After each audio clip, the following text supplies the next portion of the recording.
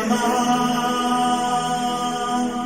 हरे हराये नमः। हरे कृष्णा जी, आप सबका बहुत बहुत स्वागत है। हमारे सारे कार्यक्रम इस्कॉन फाउंडर आचार्य हिज डिवाइन ग्रेस एसी भक्ति वेदांत स्वामी प्रभुपाद जी को समर्पित है। मंगलाचरण आरंभ करते हैं। ओम नमो भगवते वासुदेवाय। ओम नमो भगवते वासुदेवाय। ओम नमो भगवते वासुदेवाय। ओम अज्ञानतिमिरान्धस्य ज्ञानाञ्जनशलाकया चक्षुरुन्मीलितं येन तस्मै श्रीगुरवे नमः। श्रीचैतन्यमनोऽभीष्टं स्थापितं येन भूतले स्वयं रूपः कदा मह्यं ददाति स्वपदान्तिकम्। वन्देऽहं श्रीगुरो श्रीयुतपदकमलं श्रीगुरून् वैष्णवांश्च श्रीरूपं साग्रजातं सहगण रघुनाथान्वितं तं सजीवं साद्वैतं सावधूतं परिजनसहितं कृष्णचैतन्यदेवं श्रीराधाकृष्णपादान् सहगण ललिता श्रीविशाखान्वितांश्च। नमा ओम विष्णुपादाय कृष्णप्रेष्ठाय भूतले श्रीमते भक्ति वेदांत स्वामिनिति नामिने। नमस्ते सारस्वते देवे गौरवाणी प्रचारिणे निर्विशेष शून्यवादी पाश्चात्य देश तारिणे। नमो महावदन्याय कृष्ण प्रेम प्रदायते कृष्णाय कृष्ण चैतन्य नामने गौर त्विषे नमः। हे कृष्ण करुणा सिंधु दीनबंधु जगतपते गोपेश गोपिका कांत राधा कांत नमोस्तुते। तप्त कांचन गौरांगी राधे वृंदावनेश्वरी वृषभानुसुते देवी प्रणमामि हरिप्रिये। वाञ्छाकल्पतरुभ्यश्च कृपा सिन्धुभ्य एव च पतितानां पावनेभ्यो वैष्णवेभ्यो नमो नमः। जय श्री कृष्ण चैतन्य प्रभु नित्यानंद श्री अद्वैत गदाधर श्रीवासादि गौर भक्त वृंद। हरे कृष्ण कृष्ण कृष्ण हरे हरे, हरे राम राम राम हरे हरे। कार्पण्य दोषोपहत स्वभाव पृच्छामि त्वां धर्म सम्मूढ़ चेताः यच्छ्रेयस्या निश्चितं ब्रूहि तन्मे शिष्यस्ते अहं शाधि मां त्वां प्रपन्नम्। हरे कृष्णा जी। भगवद गीता अध्याय 2 श्लोक नंबर 54 आरंभ करते हैं। व्रजेश्वरी जी आप पढ़ेंगे संस्कृत। हरे कृष्ण। अर्जुनुवाच स्थितप्रज्ञस्य का भाषा समाधिस्तस्य केशव स्थितदिह किं प्रभाषेत किम आसीत व्रजेत किम। हरे कृष्ण। हरे कृष्ण। अर्जुन उवाच। अर्जुन ने कहा स्थित प्रज्ञस्य कृष्ण भावना अमृत में स्थिर हुए व्यक्ति की का क्या भाषा भाषा समाधिस्थस्य समाधि में स्थित पुरुष का केशव हे कृष्ण स्थित धीह कृष्ण भावना में स्थिर व्यक्ति किम क्या प्रभाषित बोलता है किम कैसे आसीत रहता है व्रजेत चलता है किम कैसे। अर्जुन ने कहा हे कृष्ण अध्यात्म में लीन चेतना वाले व्यक्ति स्थित प्रज्ञ के क्या लक्षण है, वह कैसे बोलता है तथा उसकी भाषा क्या है, वह किस तरह बैठता और चलता है। हरे कृष्ण जी। बहुत ही अद्भुत प्रसंग चल रहा है। भगवान श्री कृष्ण बुद्धि योग के बारे में बहुत विस्तार से बताते हैं क्या लाभ है, किस तरीके से हमको कार्य करना है और उसको जब हम कार्य करते हैं तो उसका लाभ क्या है। तो पिछले श्लोक में बोला समाधाव अचला बुद्धिस, जो बुद्धि होती है वह स्थिर हो जाती है। तो जैसे ही अर्जुन ने यह सुना कि स्थिर बुद्धि वाला व्यक्ति, तो तुरंत अर्जुन प्रश्न करते हैं। अर्जुन प्रश्न क्या किया? स्थित प्रज्ञस्य का भाषा, वो कौन सी भाषा बोलता है?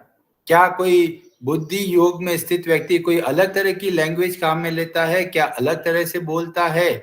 तो हमें इसके जो श्लोक है, इसके मूल के अंदर जाके समझना चाहिए। ये कोई सामान्य भाषा की बात नहीं हो रही कि भाई हिंदी बोलता है, पंजाबी बोलता है। जो बुद्धि योग में है वो कौन सी भाषा बोलता है? क्या अर्जुन का यह प्रश्न है? नहीं, अर्जुन का प्रश्न बहुत ही गहराई वाला है और आगे जो शब्द का प्रयोग किया उससे पता चलता है। और बोला समाधिस्थस्य केशव, वह व्यक्ति जो स्थिर बुद्धि है वह वास्तव में समाधि में स्थित है। तो किस तरीके से वो कार्य करता है? कई लोग सोचते हैं कि भाई ये बाबा जी तो बोलते हैं कि साधना करते हैं, ध्यान करते हैं, आसन लगाते हैं और समाधि में चले जाते हैं। पर यहाँ पर अर्जुन का प्रश्न बहुत अद्भुत है। समाधिस्थस्य केशव, समाधि में स्थित रहते रहते वो किस तरह का आचरण करता है, क्या बोलता है? यहां बोला गया किम प्रभाषेत, किस तरीके से बोलता है, किम आसीत, कैसे बैठता है, और व्रजेत किम। तो इसका क्या मतलब हुआ? इसका मतलब यह है समाधि में रहते रहते हुए भी व्यक्ति अपना सारा का सारा कार्य करता है, आचरण भी करता है। ऐसा नहीं है कि समाधि का मतलब है एक जगह पर बैठ गए और ध्यान लगा के समाधि में चले गए।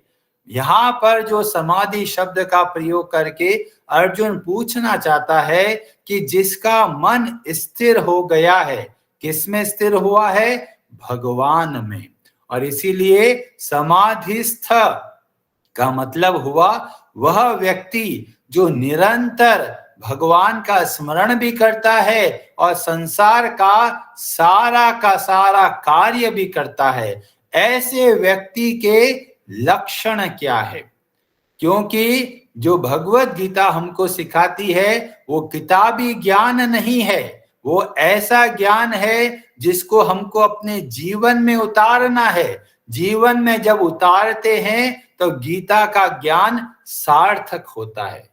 कई लोग होते हैं कि जो इंजीनियर के एडमिशन ले लेते हैं इंजीनियरिंग कॉलेज में और वहां पर 4 साल बहुत तरह की चीजें सीखते हैं, फिर इनको प्रोजेक्ट दिया जाता है कि भाई आपने 4 साल बहुत पढ़ लिया है, चलो अभी कुछ काम करके बताओ। तो बोलते हैं भाई प्रोजेक्ट सबमिट करो। तो प्रोजेक्ट बनाते हैं, बहुत बढ़िया मशीन बनाते हैं। जब प्रोफेसर आता है पूछते हैं मशीन तो बहुत अच्छी दिख रही है, काम करती है या नहीं करती है? तो स्टूडेंट बोलता है कि ये केवल मॉडल है, ये काम नहीं करता है, बस ये दिखाने के लिए। ऐसे ही बहुत सारे गुरु मिलेंगे आपको जो केवल बोलते हैं पर उनके आचरण में कोई परिवर्तन हमको देखने को नहीं मिलता। और पूरी भगवत गीता इस बात पे बहुत जोर देती है कि ज्ञान को हमें ग्रहण करना है, उसके बाद में उस ज्ञान को हमारे आचरण में देखने को मिलना है। और इसीलिए अर्जुन यह प्रश्न करते हैं क्योंकि भगवान ने पहले बोल ही दिया। क्या बोला था? जो दूसरे अध्याय के 11वें श्लोक में भगवान श्री कृष्ण बोलते हैं, असोच्यानन्व सोचस्त्वम प्रज्ञावादाश्च भाषसे। हे अर्जुन, तुम ऐसे लोगों के लिए शोक कर रहे हो जो शोक के लिए योग्य नहीं है, पर बोल कैसे रहे हो? प्रज्ञावादाश्च, ऐसे बोलते हो जैसे बहुत बड़े ज्ञानी हो, पर तुम्हारा आचरण वैसा नहीं है। तो भगवान के शब्दों से हमें पता चलता है किसी व्यक्ति को ज्ञानी तब बोला जाता है जब वो व्यक्ति कैसा आचरण करता है। जैसे रावण का उदाहरण लेते हैं, बहुत बड़ा ज्ञानी, चतुर्वेदी ब्राह्मण, इतने सारे ग्रंथों को रचना भी करी उसने। ज्योतिष का बहुत बड़ा विज्ञानी, आयुर्वेद का बहुत बड़ा ज्ञाता, बहुत सारी सिद्धियों का ज्ञाता, पर जब आचरण की बारी आती है तो हमें पता चलता है कि उसका ज्ञान उसके काम नहीं आया। और यही बात हमें अर्जुन के श्लोक से पता चलता है। केवल कानों से सुनने से ज्ञानी नहीं बन जाते। बोला कैसा आचरण करता है, और बहुत अद्भुत शब्दों का प्रयोग किया। किम आसीत, कैसे बैठता है। अभी कोई अलग तरीके से थोड़ी बैठता है कि भी पद्मासन लगा के बैठे हैं। जब यहाँ पर बोला गया किम आसीत, कैसे बैठता है, इसका मतलब हुआ अर्जुन यह प्रश्न कर रहे हैं कि जब भोग की वस्तु सामने आती है तब उसकी इंद्रियां कैसे कार्य करती है। क्या वो भागने लग जाती है या वो शांत रहती है। जब वो शांत रहती है तो बोला गया किम आसीत। व्रजेत किम, कब हो जाती है, मतलब बताया गया जो बुद्धि योग का आचरण करता है उसकी इंद्रियां कितनी संयमित रहती है कि जब भोग की वस्तु आती है या कोई विपत्ति आ जाती है, दुख का पहाड़ टूट जाता है, ऐसे समय में उस बुद्धि योगी का क्या आचरण होता है। क्या वो घबरा जाता है, क्या बुद्धि अस्थिर हो जाती है, क्या भगवान को दोष देने लग जाता है, क्या अड़ोस पड़ोस को दोष देने लग जाता है, वो कैसा कार्य करता है। और ये बहुत बड़ा ज्ञान है जो हमको समझना है। बहुत सारी माताएं हैं, बहुत अच्छे से भागवत की कथा सुनती है, पर परिवार में जाती है, बहू से कैसे व्यवहार करती है, या जो परिवार के अंदर नौकर है, नौकरानी है, उससे कैसे आचरण करती है, उससे पता चलता है कि उन्होंने भागवत का सही ज्ञान लिया है कि केवल कानों से सुना है और दूसरे कानों से निकाला है। बहुत सारे ऐसे लोग होते हैं जो दोनों कानों से सुनते हैं और मुंह से निकालते हैं, मतलब वो उस ज्ञान को समझ ही नहीं पाते। क्योंकि बहुत सारे जो ऐसे होते हैं जो किताबी ज्ञान रखते हैं, वो सुना थोड़ा इधर से थोड़ा इधर से, और जो सुना वो बोल देते हैं। पर वास्तव में ज्ञान का लाभ मिलता है जब व्यक्ति खुद उसका आचरण करता है और उसके बाद में दूसरों को शिक्षा देते हैं। अगर किसी को बोला जाए जी भगवत गीता के बारे में बताइए, तो लोगों के पास बहुत सारी बातें फेंकने के लिए फेंके जाते हैं। और क्या आचरण कितना करते हो, माला कितनी करते हो, कि जी उसका टाइम नहीं है। तो इसका मतलब है हमने भगवान को समझा भी नहीं है और ना ही हम भगवत गीता को समझा है। पर जब हम उसको समझते हैं, जीवन में आचरण लेके आते हैं, तब वह जब व्यक्ति जब कुछ बोलता है तो उसका प्रभाव पड़ता है। जैसे कोई खिलौने वाली बंदूक होती है, वो आवाज तो बहुत करती है पर दुश्मनों को मार नहीं सकती। पर हमारे मन के अंदर इतने सारे दुश्मनों को मारने के लिए हमें वास्तविक बंदूक की जरूरत है। खिलौने वाली बंदूक लेके आवाज करेंगे तो कुछ काम नहीं करेगा। और इसीलिए ये बहुत जरूरी है कि हमको आचरण में लेके आना है। जब हमारे सामने वस्तुएं आती है जो हमको अस्थिर बना देती है, ऐसे समय में हमारा क्या आचरण होता है, यह है अर्जुन का प्रश्न। अभी हमको यहाँ पर एक बात देखने को मिलती है, प्रभुपाद जी ने जगह जगह पर जब भी स्थित प्रज्ञ बोला तो हर जगह पर कृष्ण भावना को जोड़ दिया। अभी लोग प्रश्न करते हैं, अरे यहाँ तो ना कृष्ण है ना भावना है, पर फिर भी प्रभुपाद जी ने ऐसा तात्पर्य क्यों दिया। तो जब हम लोग ध्यान से शास्त्रों को पढ़ते हैं तो हमें पता चलता है हमारी बुद्धि स्थिर होती है जब हम भगवान की भक्ति करते हैं। अन्यथा हमारी बुद्धि अस्थिर रहती है। अब कई लोग बोलेंगे प्रभु जी जो साधना करते हैं, ध्यान करते हैं, क्या उनकी बुद्धि स्थिर नहीं है? तो चैतन्य चरितामृत इसका उत्तर देते हैं। चैतन्य चरितामृत के जो मध्य लीला है उसका अध्याय 19 और श्लोक नंबर 149 में बहुत अद्भुत तरीके से एक बात बताई गई। और क्या बताया गया? वहां पर बोला गया कृष्ण भक्त निष्काम। जो भगवान श्री कृष्ण की भक्ति करता है उसका क्या लक्षण है? वह निष्काम होता है। और जब व्यक्ति निष्काम होता है तो उसका क्या लक्षण दिखता है? तो बोला गया अतएव शांत। शांत का मतलब वह स्थिर होता है। कब होता है? जब वह व्यक्ति निष्काम होता है। निष्काम कब होता है? बोला गया कृष्ण भक्त। जब हम भगवान श्री कृष्ण की भक्ति करना आरंभ करते हैं तब हमारे मन के अंदर जो उतार चढ़ाव आता है वो धीमे धीमे शांत होने लगता है। मन शांत होने लगता है, बुद्धि स्थिर होने लगती है। और इसीलिए जब कोई व्यक्ति कृष्ण की भक्ति करता है तो उसको बोला गया कि वह शांत प्रवृत्ति का है। जो बाकी लोग हैं उसका क्या होगा? तो इसका उत्तर देते हैं भुक्ति। भुक्ति का मतलब है जो भोगों के पीछे भागता है कि भाई मेरे को ये मिल जाए तो मजा आ जाएगा, मेरे को बहुत पैसा मिल जाए तो मजा आ जाए, मेरा शेयर मार्केट बहुत बढ़ गया तो मजा आ जाएगा, मेरी बीमारी दूर हो जाए तो मजा आ जाएगा। तो जो कामनाओं के पीछे भागते हैं उसको बोला गया भुक्ति। तो भुक्ति तरह के एक तरह के व्यक्ति हो गए। दूसरी तरह के क्या हुआ? मुक्ति। जो मुक्ति की इच्छा करते हैं। तो इच्छा तो करते हैं पर कैसी इच्छा करते हैं? अरे इस संसार में बहुत जाल है, इस संसार से बाहर होके हमको प्रसन्न रहना है, मुक्त होना है हमको। और तीसरा बोला गया सिद्धि कामी। जो सिद्धि की इच्छा करता है कि भाई मैं बहुत फेमस बन जाऊं, लोग मेरे को आके पूछे अरे ये वही है क्या? तो चाहे भुक्ति हो, चाहे मुक्ति हो, चाहे सिद्धि हो, किसी भी तरह के जो कामना होती है ऐसे व्यक्ति को बोला जाता है कामी।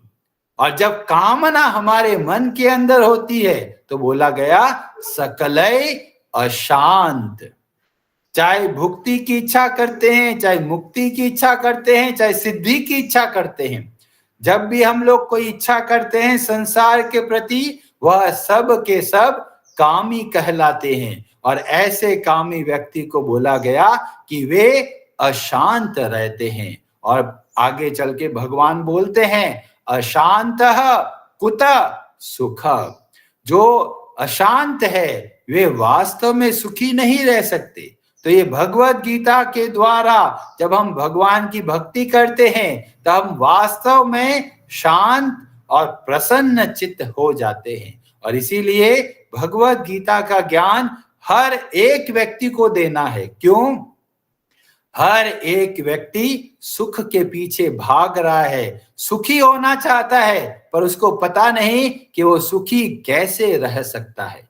जब आप दूसरों को भगवान की भक्ति बताते हैं तब वास्तव में सब के सब लोग प्रसन्न होते हैं। जो जिसको हम भक्ति सिखाते हैं तो हमें बहुत प्रसन्नता होती है, जो व्यक्ति सीखता है वह भी बहुत प्रसन्न होता है। और जब दोनों प्रसन्न होते हैं तो भगवान को बहुत प्रसन्नता होती है। और इसीलिए भगवत गीता का प्रचार हर एक व्यक्ति को करना है। हरे कृष्णा जी बहुत ही अद्भुत प्रश्न करते हैं और भगवान किस तरीके से उत्तर देते हैं ये हम अगले दिन के श्लोक में समझने का प्रयास करेंगे। हरे कृष्णा जी, आप सबका बहुत बहुत धन्यवाद। आप में से किसी का कोई प्रश्न हो आप अपना हाथ खड़ा कर सकते हैं। शोभा माता जी, आप कुछ कहना चाहते हैं? हरे कृष्णा प्रभु जी। हरे कृष्णा जी। प्रभु जी आज का लेक्चर बहुत अच्छा था और बहुत शिक्षाप्रद भी। प्रभु जी मैं ये जानना चाहती हूँ कि हम ये तो कहा जाता है कि अब अन्य अभिलाषिता शून्य होना चाहिए, कोई अभिलाषा नहीं करनी चाहिए, लेकिन फिर भी मन में कभी ना कभी कोई अभिलाषा आ ही जाती है। तो क्या करें जिससे हमारी कोई इच्छाएं ना रहे?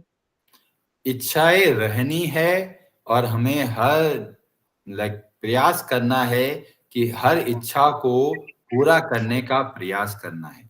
पर ये बहुत जरूरी है कौन सी इच्छा के लिए हमको प्रयास करना है। जो इच्छाएं हमको भगवान की भक्ति को बढ़ावा देती है ऐसी सारी इच्छाएं करनी है। आप चाहे हनुमान चालीसा लीजिए, हनुमान जी हैं सदैव भगवान के लिए तैयार रहते हैं। राम काज करीबे को आतुर, वो सोचते रहते हैं मैं कैसे भगवान की सेवा करूं। तो ये इच्छा है, पर ऐसी इच्छा हमको शुद्ध करती है। तो जो जो इच्छाएं हमको भगवान की ओर जोड़ती हैं वो सारी की सारी इच्छाओं को हमें अच्छे से करना है, बहुत मजबूती से करना है। पर जो इच्छाएं संसार की ओर लेके जाती है, संसार में आपको फंसाती है, ऐसी इच्छाओं से धीमे धीमे बाहर निकलना है। पर कई लोग बोलेंगे, अरे प्रभु जी इच्छाएं तो बहुत है, अभी क्या करें? कोई समस्या नहीं। भागवतम बोलते हैं, अकामः सर्व कामो वा मोक्ष काम उदारधि। चाहे आपके अंदर इच्छा है, चाहे आपके अंदर इच्छा नहीं है, कोई चिंता नहीं। क्या करना है? तीव्रेन भक्ति योगेन, भगवान की भक्ति करते जाइए। जितना हम भगवान की भक्ति करते जाएंगे, मन शुद्ध होता चला जाएगा। जितना मन शुद्ध होगा, उतनी हमारी इच्छाएं शुद्ध होती चली जाएगी। पर जब मन अशुद्ध होता है, तो ही हमारे मन में अशुद्ध इच्छाएं आती है। अशुद्ध इच्छा का मतलब क्या है? वो इच्छाएं जो हमको संसार में बांध देती है। तो इच्छाएं करनी है, पर वो इच्छा करनी है जो हमें भगवान की भक्ति को बढ़ावा दे। जैसे प्रचार के कार्य के लिए इच्छा कर सकते हैं, हम भगवान से प्रार्थना कर सकते हैं कि भाई बाकी लोग दुख पा रहे हैं, हे भगवान आप उनकी सहायता कीजिए। या कैसे हम और अच्छे से भक्ति का प्रचार करें, ऐसी सारी इच्छाएं हमारे लिए लाभदायक है। ठीक है जी, धन्यवाद प्रभु जी। हरे कृष्णा जी। बहुत अंचल सुंदर। प्रभु जी, आप कुछ कहना चाहते हैं? हरे कृष्ण प्रभु जी। प्रभु जी, दो सवाल था। एक तो ये कि कई ऐसी मटेरियल इच्छाएं होती हैं जो शायद हमारी स्पिरिचुअल प्रोग्रेस में भी हमको इवेंचुअली हेल्प करती हैं, या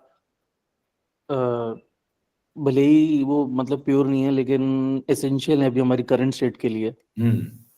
तो क्या वो सही है या गलत है? एक दूसरा सवाल ये था कि आपने जो एग्जांपल दिया कि कई लोग हैं जो सिद्धि करते हैं, तो क्या वो लोग खुश रह सकते हैं, प्रसन्न रह सकते हैं, लेकिन आपने उसका काउंटर ये नहीं दिया कि ऐसा कहाँ पे एविडेंस है कि कृष्ण भावनामृत, मतलब जो कई लोग सिद्धि कर रहे हैं या कई लोग मेडिटेशन कर रहे हैं, हम कई सारे यहाँ पे आजकल लोग देखते हैं जो सीमिंगली खुश हैं, तो कहीं पर इसका शास्त्र के एविडेंस है कि अगर हम मेडिटेशन कर रहे हैं विदाउट कृष्णा इन माइंड, या भगवान को सेंटर में ना रखते हुए किए गए मेडिटेशन का इवेंचुअल रिजल्ट 0 है, ये इसका कहीं शास्त्र के एविडेंस है? तो इसका वर्णन हमको अलग अलग जगह पे मिलता है, आचरण में भी देखने को मिलता है। भगवत गीता बोलती है कि ममई वांशो, हम भगवान के हैं। पर जब हम भगवान को भूलकर संसार में कार्य करते हैं, तो उसी श्लोक में भगवान आगे बोलते हैं कि ये जो मनः षष्ठानि इंद्रियाणि, ये मन हमको क्या करता है? कर्षति, खींचता है। और जो कैसा खिंचाव है, जो हम इस संसार में रहकर हम लोग दुख पाते हैं। तो कर्षति यहाँ पर बोला गया कि जब तक हम भगवान के साथ अपना संबंध को नहीं पता करते, तब तक ये हमारा मन अशांत रहता है, हमको खींचता है। अभी कई लोग बोलेंगे, अरे प्रभु जी हमने तो सुना ये बाबा जी तो बहुत शांत है, बहुत स्थिर है। पर ये बताया गया, ये ऐसा है जैसे पानी के गिलास में अगर पानी साफ है और आप मिट्टी मिला दीजिए, मिट्टी मिलाने में जब हिलाएंगे तो पूरा पानी मटमैला हो जाएगा। और अगर उसको रख देंगे, थोड़े समय बाद में वो सारे ही मिट्टी नीचे आ जाती है और हमको लगता है अरे पानी तो साफ हो गया। ऐसे ही कई लोग जो सोचते हैं बहुत साधना करके मन शांत हो गया है, तो वास्तव में बहुत बड़ा धोखे में रहते हैं। क्यों? मन अभी अशुद्ध नहीं हुआ है, मन अभी नीचे है। और कचरा जो फंसा हुआ है, जैसे ही थोड़ा भी अवसर मिलेगा वो सारा कचरा वापस ऊपर आ जाएगा। और इसीलिए हम देखते हैं बड़े बड़े योगी होते हैं, बहुत मजबूती से कंट्रोल करते हैं, और जैसे ही भोग की वस्तु आती है तुरंत मन के तार बजने लग जाते हैं। जैसे ऋषि शौभरी के बारे में वर्णन मिलता है, वो सोचे भाई बहुत डिस्ट्रैक्शन है बाहर, पानी के अंदर बैठ कर तपस्या करूंगा। पानी के अंदर बैठ के तपस्या करते हैं बहुत हजारों सालों से। फिर एक समय जैसे ही थोड़े सा आंख खोलते हैं, देखते हैं अरे ये मछली मजे कर रही है, और तुरंत वो कहता है बस छोड़ो तपस्या, सीधा चलो मजे करने के लिए। तो ये हमें पता चलता है, विश्वामित्र की कथा से हमें पता चलता है, बहुत कंट्रोल किया, बस कंट्रोल करके रखूंगा, और जैसे ही भोग की वस्तु सामने आई, सब के सब तार बजने लग गए, खूब मजे करते हैं और बाद में पछताते, अरे ये क्या हो गया। क्योंकि हमारा मन जब तक शुद्ध नहीं होगा तब तक हम लोग स्थिर नहीं रह सकते। और इसीलिए भगवान रास्ता भी बताएंगे। अभी तो अर्जुन ने प्रश्न किया, भगवान तरीके से बताएंगे कि कैसे हम इस मन को स्थिर करें। तो बोलेंगे जब तक हम अपने मन को भगवान में नहीं लगाते। ये जो मन है ये भगवान का जासूस है, स्पाई है। ये हमको तब तक भटकाएगा जब तक हम भगवान से नहीं जुड़ जाते। जो बड़े बड़े सिद्धि होते, कई लोग बोलते हैं तो आत्मज्ञानी हो गए, तो ये ब्रह्म ज्योति तक पहुंच जाते हैं। भागवतम में वर्णन मिलता है, वहां पहुंच के भी दुखी पाते हैं, फिर वापस संसार में आना पड़ता है। क्यों संसार में आना पड़ता है? क्योंकि हमारा भाव है, जब तक हम भगवान से नहीं जुड़ेंगे, जब तक हम भगवान की सेवा नहीं करेंगे, तब तक हम प्रसन्न नहीं रह सकते। और इसीलिए प्रभुपाद जी ने बहुत सुंदर तरीके से, बहुत गहराई में आकर कृष्ण भावना अमृत शब्द का प्रयोग किया। ठीक है जी, हरे कृष्णा जी। आप सबका बहुत बहुत धन्यवाद। समय का अभाव है इसलिए अब हम लोग हरे